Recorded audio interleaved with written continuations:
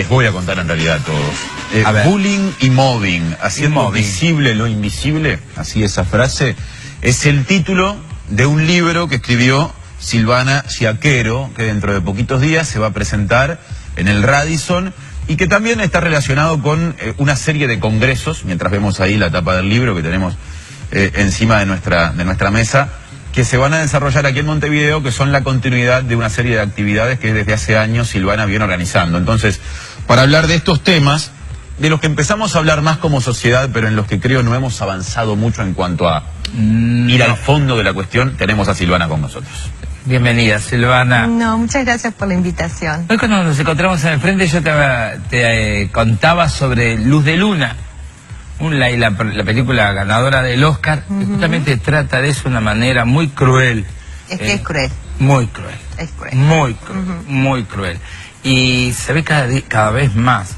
Y no es un tema de ahora, es un tema que viene de hace muchos años. Exacto. Ahora se habla más porque se trata de ponerle un freno a este problema. Lo que pasa es que se habla más también porque se empezó a investigar en la década del 80, a raíz de 3 suicidios que hubieron en Noruega, se empezó a investigar con respecto al bullying, la gravedad de los daños que eso causaba en la psiquis, a tal punto que llevaba a un chico a llegar a un límite que donde o atacaba a sus victimarios o se terminaba eliminando él, no como un síntoma de depresión, sino como un síntoma de desesperación, de darle fin a una tortura que es vivida en cuotas, porque eso es lo que hace tanto al mobbing como al bullying, es un encadenamiento de una situación de violencia con la otra, y la modalidad que más hoy se está usando en los chiquilines es hacer el vacío, y hacer el vacío va contra la propia naturaleza del ser humano, más a esa edad que es cuando necesitan estar en grupo y pertenecer,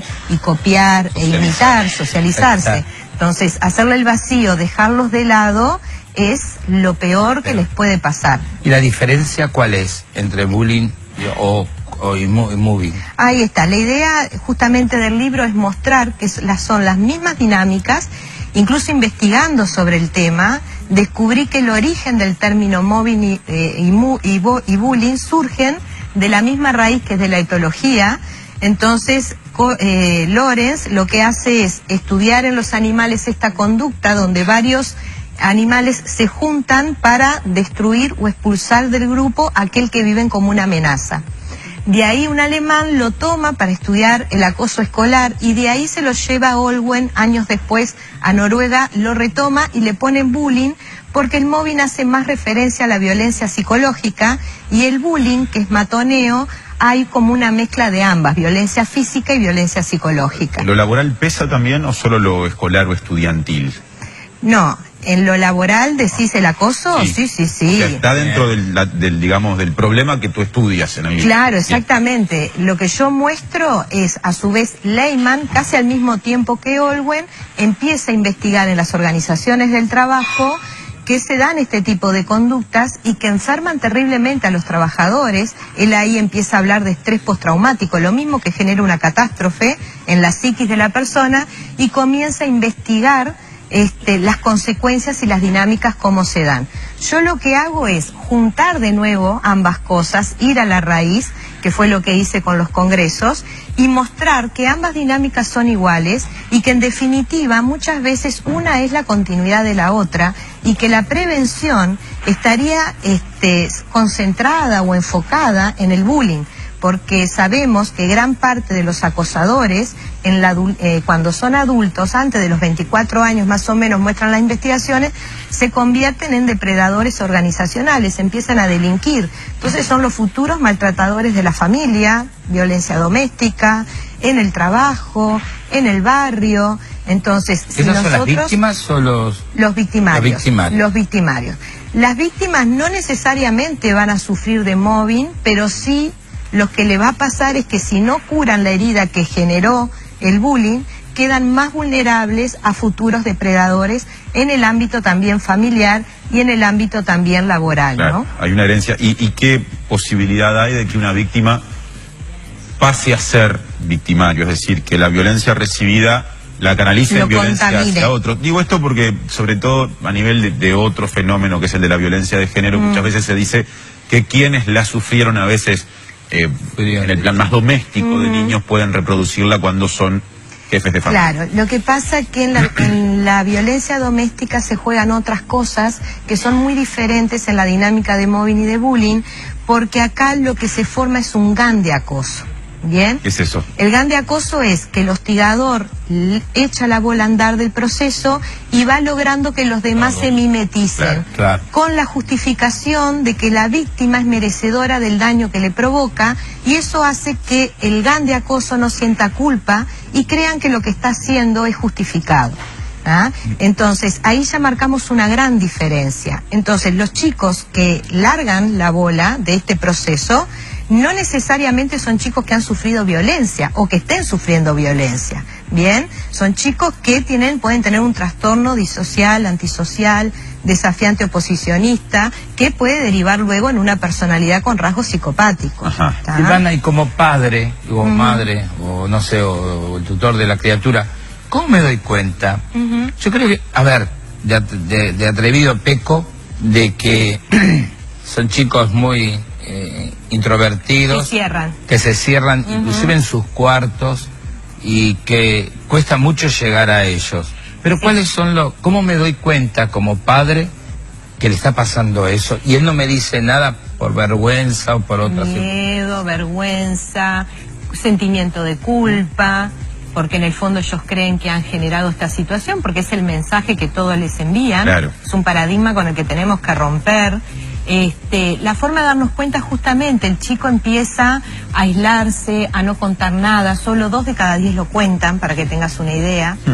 Empiezan a tener tipos de trastornos del sueño, donde reproducen las situaciones como si fueran flashback, porque el cerebro lo que intenta es asimilar esa información y no puede. Por otro lado, empiezan con trastornos de la alimentación, a cortarse, a angustiarse, a estar en estado de hipervigilancia, a aislarse. A cortarse, producirse heridas. Producirse heridas, exactamente. Comienzan a no querer ir a actividades, empiezan a no ir a los cumpleaños, cuando forman grupos de estudio él siempre queda fuera, excluido. Entonces, todas esas situaciones que a veces no las podemos ver porque no estamos en el centro de estudio, los padres lo pueden ver porque hay un cambio en este chico, empieza a haber una tristeza en él. Hay chicos que cuando logran hablar es impresionante porque después no pueden parar y los padres no pueden creer todo lo que venía viviendo en silencio. Claro. Y bueno, ahí se produce una situación muy dolorosa para la familia también. Claro. Esto es como una bacteria que va contaminando toda la vida de la persona y también puede llegar a la destrucción de la familia. En tanto empiezan los reproches, el culparse, no encuentran un profesional que realmente le dé solución a la situación, el colegio culpa al chico, o sea, ahí viene toda una situación posterior en la cual yo en el libro explico cuáles son los pasos a seguir cuando una familia descubre que un integrante sufre de bullying y cuáles son las cosas que no debemos hacer. Porque un error en esa situación con un chico en un estado de vulnerabilidad que muchas veces está al límite puede llevar a tomar una decisión aún peor. Me quiero posicionar en ese momento, porque en realidad también, si vemos lo que haya lleno del vaso, aunque no sea ni medio, también es una oportunidad el momento en el que un chiquilín empieza a contar, sobre todo teniendo en cuenta que 8 de cada 10 no lo hacen. Entonces, qué importante es cuando se presenta esa posibilidad, que no deja de ser una excepción, activar los mecanismos correctos, porque por lo que nos decís, muchas veces esa oportunidad se deja pasar y no se activa. Y no se activa. Por el contrario. Lo que pasa es que es algo tan específico y esta violencia es tan perversa y genera dinámicas de revictimización que hay que hacer un análisis muy profundo de en qué momento de la situación está el chico, en qué edad, qué soporte emocional tiene a nivel familiar y económico también. Dentro de qué institución está, quién dirige esta institución, quiénes son los psicólogos que están en esa institución que pueden dar soporte. Entonces no podemos dar una receta igual para todos los casos, porque si bien la dinámica sí es igual, las situaciones y el contexto del chico no es el mismo, no es lo mismo las edades también. Entonces hay que tener mucho cuidado a la hora de dar un consejo. No es lo mismo para un chico decir, bueno, te tengo que sacar, a otro que, bueno, te voy a dejar, o vamos a hacer la denuncia, o a dónde la vamos a hacer. Tengo una última consulta porque nos piden que cerremos, pero me interesa hasta en clave de plantear esto en función de una sociedad como la uruguaya, donde hay una determinada construcción de la masculinidad y de la femineidad. Sí, también es. Decía recién Silvana que 8 de cada 10 no dicen. Yo tiendo a pensar que por un tema cultural les debe costar más a los chiquilines que a las niñas o que a las mujeres, decir, sobre todo en etapa escolar. Exacto. ¿Hay algo de eso? Las mujeres lo dicen. Hay mucho de eso, sí, las mujeres lo expresan más. Porque el hombre tiene el mandato de ser siempre... De aguantar. No, y a veces el mensaje que manda el padre, bueno, aprende a hacerte fuerte. Claro. O los mismos docentes, aguantá y hacerte fuerte. Y vas a que no, cuando no te meten más. En realidad es todo lo contrario, debilita, enferma y mata, ¿no? Claro. Es impresionante. Bueno. Hay que trabajar mucho en eso. Sí, ya tenemos entonces acá, ya está a la venta en todo. Ya está a la venta, se largó ayer a todas las librerías, la primera edición. Quiero agradecer en particular al productor Gabriel Navia. Yo soy disléxica, si bien es mi tercer libro me cuesta mucho escribir, más me cuesta leer todavía. Entonces, este libro lo venía trayendo en la cabeza desde el primer congreso en el año 2013. Y le di todo lo que había escrito en estos años y lo compaginó, armó, y estuvimos un año mandándonos mail, corrigiendo, armando. La verdad que fue un trabajo en equipo espectacular, y bueno, y este libro también es de él. Muchas gracias por No, gracias a ustedes. Y quería también contarles que ahora en mayo es el Congreso Internacional de Mobbing y Bullying en el Radisson. Pueden entrar a la página web. Es muy importante, sobre todo en los centros de estudio, los responsables de recursos humanos, los psicólogos, que se capaciten en el tema. Hay personas que vienen de Europa a trabajar, a darnos herramientas interesantes, con 3 días de muchos talleres y muchas capacitaciones. Y bueno, lo hago con el fin de seguir moviendo, movilizando y que tengamos cada vez más herramientas para combatir este flagelo. Y tomando conciencia de que es algo que existe, está instalado. Está instalado, exactamente. Gracias, Silvana. No, muchas gracias a ustedes, muy amable. Un placer. ¿Dónde vamos, Uris, al corte? ¿Sí? Nos vamos a la tanda. Ya está Anita con... Hoy hay vinagre. Y el consejo que pasa por el vinagre de vino en la ocasión. Nos quedó de la receta y la vamos a usar para el consejo algo también. Así. Cerramos primero el espacio y les vamos a la tanda después. Presentaron Mr. Pan, de Costa Azul a todo el Uruguay. Teléfono 4373-5437. Jardines para toda su línea de sustratos. Encuéntrelos en todos los supermercados o en sus 3 casas. Y Óptica Campos, 80 años de experiencia, 3 locales, 3 generaciones. En Paso Molino, más campo de visión. Óptica Campos.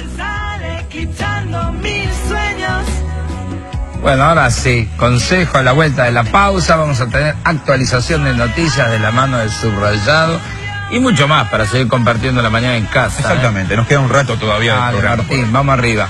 Nos vemos ahora, dale.